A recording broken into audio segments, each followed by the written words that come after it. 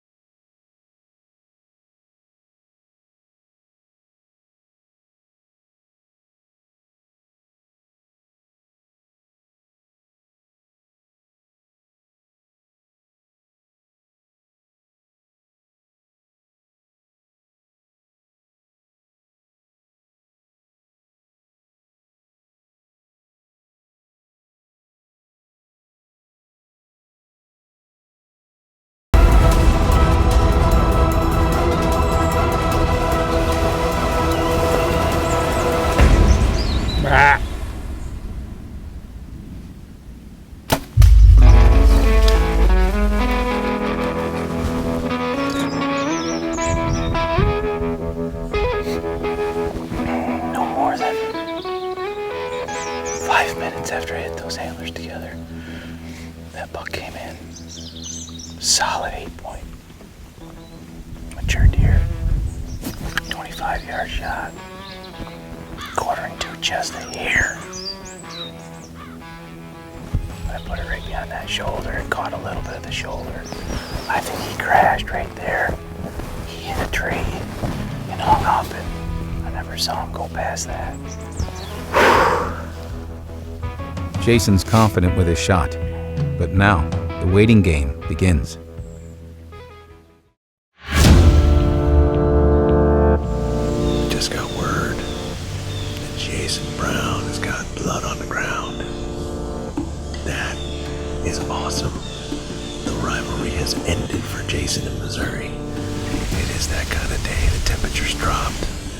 has any inclination of what's to come, that's awesome. I'm excited for you. Nice work, JB. Buck down. After a long 2-hour wait, Jason and his lifelong friend Jeff Chillman find blood, and the track begins. A rule of thumb while deer hunting is if you don't see the animal fall, it's best to hold off on tracking for a bit, no matter the shot placement. In Jason's case, the buck was quartering to him a little, so he knew the best thing to do was to wait. Right up here. Right there. Oh, dude. That's a great Dude. buck. Great buck, dude. Wow. That's a stud. Oh, look at the body size. Yeah, he's a giant. That's the kicker. I know that buck. I got him on camera. Jeff recognizes the deer immediately. It's the Amish buck, formerly known as the Kicker 9. Look at right here, like you said, Chili. Yep. He's got that little sticker right there. I know this deer very well. Tons of pictures of this deer, Bob. Oh, probably a mile south of here, actually. This shows you what they can do during the rut, man. They travel. Holy We cow. just called him the Kicker 9. He's the mainframe mate. He's got just a little teeny kicker on his right tube. Just like I said, I asked you when I was driving over. You know, it's been a long time since I walked up on a buck in the woods, man. You know, and the cool part is, you know, 2.5 weeks ago, I got to see Gibson shoot his first buck. You know, and those It's all about, man. are the moments, man. Those are the moments that you just have to freeze in time. Happens so fast, you know. A cold front can greatly affect deer movement. As the weather settled in, Jason knew it was only a matter of time before his kill factors aligned. To experience this moment with one of his closest friends shines a bright light on a great season. It's Halloween, Casey's favorite night to hunt. He's heading into the evening with 4 kill factors on his side. With a warm spell looming, Casey knows there's no better time than now for a face-to-face with fence post. Today's Halloween, which is my favorite day to be in a whitetail stand. And it's actually warming up as we're sitting here. You can feel it warming up.